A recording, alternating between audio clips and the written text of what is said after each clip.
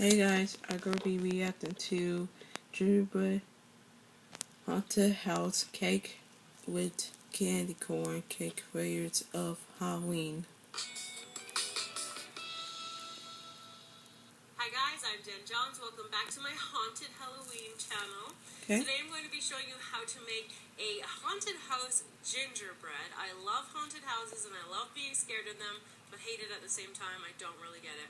But I'm sure that you can empathize with me. So we're going to be putting a gingerbread haunted house on the top, and then here I have it stationed on a giant, like, rock pedestal thing that it's sitting on, and it's got creepy vines crawling up the side. It's got a little garden, a graveyard, and then hiding inside is nice and bright, cheery candy corn layers. So let's get started on this tutorial. So we're going to start out with the haunted house. We're going to be making it out of gingerbread. So here is my gingerbread cookie dough. I'll put a link to the recipe in the description box for you. You can use any candies that you want to decorate the house, but I'm going to go through what I'm using. I've got these little marshmallow pumpkins here. I've got some candy corn. Now, I also have some hard candies. I'm using these for the glowing of the window. Yellow I find glows the best, but you can use any color of hard candy. Here I have some cut up pieces of black licorice. Alright. I have some black. These are I love haunted houses. use anything this size. Yeah, I love gingerbread. Or any type of kind of like a gumball if you can find a black one. Here I have some crumbled up cookie crumbs. I have some black sanding sugar. And I have a chocolate bar. We're going to be using ones that you can cut up into small pieces. We're going to be using these black Jimmy. Made my own. So here, this one is going to be 2 walls and the roof. So I'm got about 4.5 inches by 5.5 inches, and I'm just going to got the 2 sides, or the front and the back here. So I'm going to cut out the front here, and I'm just using my cutter again. Just follow your thing, your little guideline here. Wow. And the size of this one is 8 inches in height, and then at its widest point here, it's about 5.5. I'm going to do the same thing, but without the door. So that goes in between the layers. So when you've got them on your baking tray before you put them into the oven. So I've got the cookies baked and cool. Chocolate for my glue.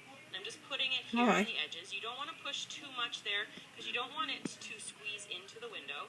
And I'm going to put the flat part down so it's flush against that window there. And just let that harden. And then repeat on all of your other windows. So with our light coming through the window, we're going to work on the window frame. So I'm going to cut up my pieces of the chocolate, and I'm going to all go together, which is kind of nice. You don't have to be neat at all for that part. So just take that, and then turn it upside down, press it into the sanding sugar. And if you've missed any spots, you can just go back and repeat that step. And so now we're going to work on the 2 roof, all covered with the candy corn. And it's super tricky, so make sure you have something to write down right now. What you need to put in a frying immediately. So I'm just going to be more careful when we're actually using the, making the actual sides of the house. And I'm just going to repeat that step for the second piece here of the gingerbread house. So I'm going to put the sides of the house together now. So I've got my front and one of the sides. And I'm taking the side and dipping it into the hot sugar. And I'm just going to do the same thing here, and then just line it up at the bottom, and then line it up around that edge, and then just hold it till it sets. Alright. So now I'm going to attach the back. So I'm just dipping that into the sugar again.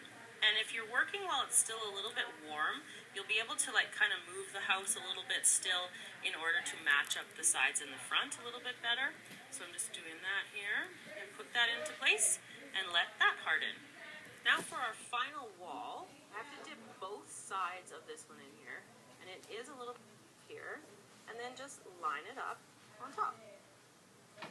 And I'll do the other side using the larger chocolate, the licorice balls here, and placing those across. Go all the way around the front, and then sliding it onto there, and sliding it onto there. And orange, I'll put a link in the description box for the butter cake. I have black, gray, and white, and the inside we're going to be using yellow and orange. I'll put a link in the description box for colors as the actual cake. We don't need to just yellow on, and I'm going to put orange on next. Now we're going to repeat the same thing with the orange layer. Squeeze your buttercream on, and Then flatten it out with your spatula, and I'm using an offset spatula just because it's a little bit easier than just a regular flat one. Gives you a little bit more of an angle to work your buttercream with. Now I'm going to take the white cake and I'm going way down to the bottom, to that bottom. In fact, I've done it before on my Harley Quinn cake also, you can check that out. So what I'm going to do to this gray is I'm just going to add like blotches of white here. You can put them wherever you want. You want to determine like, do you want like a white focus? Do you want a darker focus? And I kind of want a darker look to the cake, so I am going to put quite a bit of black on and like behind here as a graveyard. Smash up So Oreos. taking some of the cookie crumbs, spreading them out here, and just kind of Okay. want to make it flat. You can put an edge around it if you want to. I'm just going to leave the crumbs as they are. And then into here, I'm going to put a couple of pumpkins for a little pumpkin patch. And of course, it's not a completed Halloween cake if you don't have a little graveyard beside garden there. So I'm going to do 2 of these. And you want to let them harden, obviously, completely before you go on to moving them at all. I'm going to do a couple of those for different places of the cake in the corners. And I'm going to wind them in like stone markers here in the graves. I'm just going to use a sharp knife, and this is just going, so then you're just going to carefully pick up your house and then put it around those tea lights. And I'm going to keep I'm going to finish off the vines, and I'm going to put the door up, and we'll be ready to show you as I cut into the cake as well. So there you go, everybody, how to make this haunted house gingerbread cake. I hope you enjoyed the tutorial today. I've got the cake lit up, the lights are on inside, we've got the spider webs that are hung now, and then I've sliced it open as well so you can see the cool candy corn layer